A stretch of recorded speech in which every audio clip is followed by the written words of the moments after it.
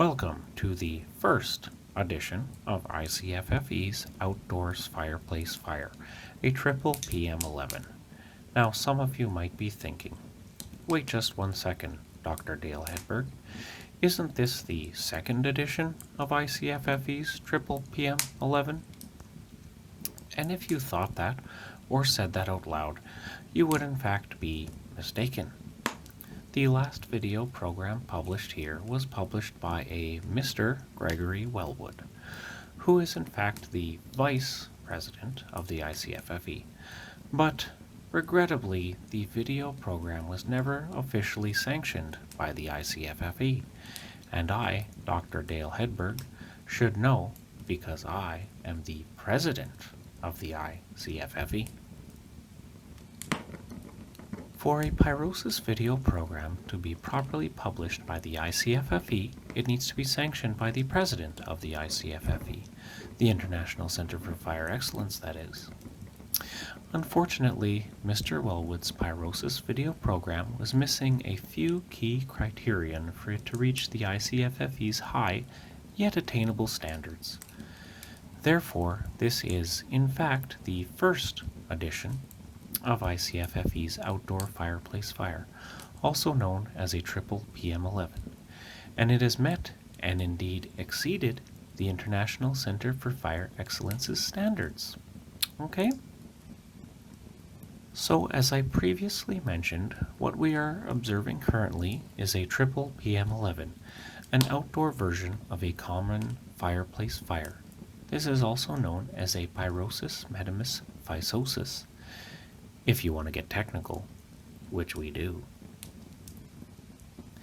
As I'm sure you are already aware, I am the Professor of Pyrogenics and Pyrology at the world-renowned Fire of the Sacred Heart College, but what you might not know is that I started my career in the blazing fire field as a CO for the ARFF, not to be confused with the ARFE, obviously.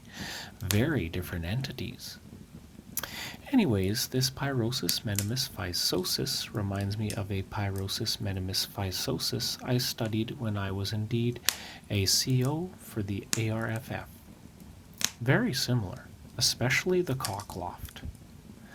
The air tack is quite different, however, and the flame vector quality is 4 degrees sharper as well. You know, this blaze also reminds me of my wife, sensual and brooding.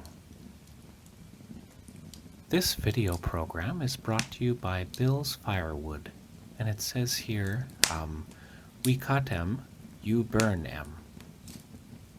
Well, thank you, Bill, for your excellent fire fuel forbs. Flare up category 8 there. Oh, wow. Oh, now it's up to category 10. Wow. Can you believe it? I have never seen a category 9 or higher in one of Mr. Wellwood's pyrosises.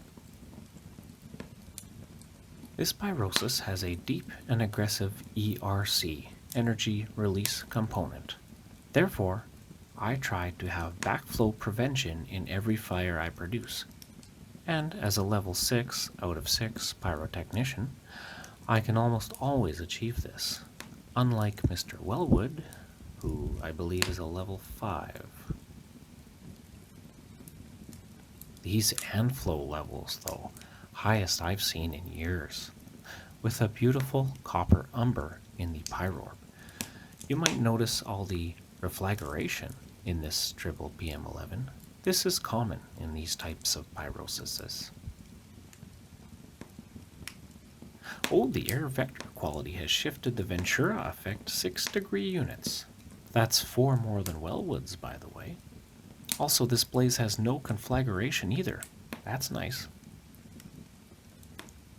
You always need an FMP, a fire management plan, regardless of how small or large your fire is.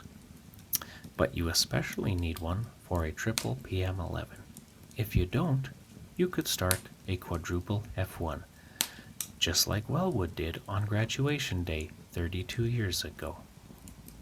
That's why I am always equipped with a rapid application hydronic rotary system for pyrorb suppression, as opposed to Wellwood's quick application hydronic dampening system, an inferior product. And let me make myself very clear here. You never, under any circumstances, set the fuel forbs in a double cross lay for a Triple PM11. Let me repeat myself. You never, under any circumstances, set the fuel forbs in a double cross lay for a Triple PM11. That is just downright dangerous. You might get away with it in a double FF10, but never in a Triple PM11.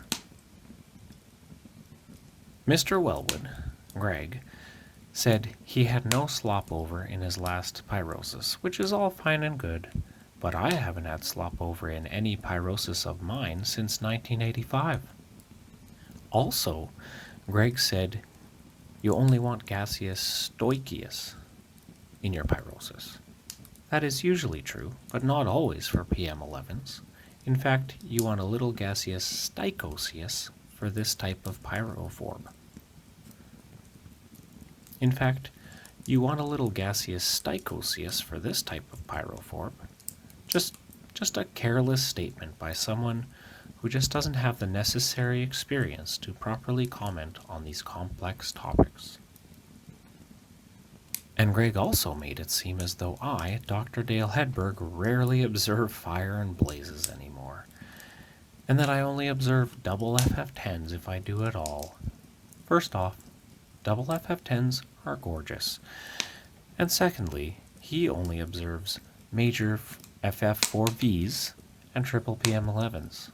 I, however, have observed major FF4Vs, Triple PM11s, double FF10s, minor single FF1Vs, convoluted double Ds, quadruple F1s, Mantequilla 5s, and V27s even.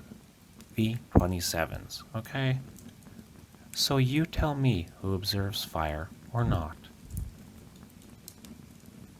Well, this has been an absolute treat to comment on this beautiful Triple PM11. Of course, I couldn't actually be there initiating and physically observing it, with it being International Pyrosis Month and all. In fact, I barely had a single moment to do the commentary for this video program. As you know, I am the Dean of Pyrology at the world-renowned Fire of the Sacred Heart College.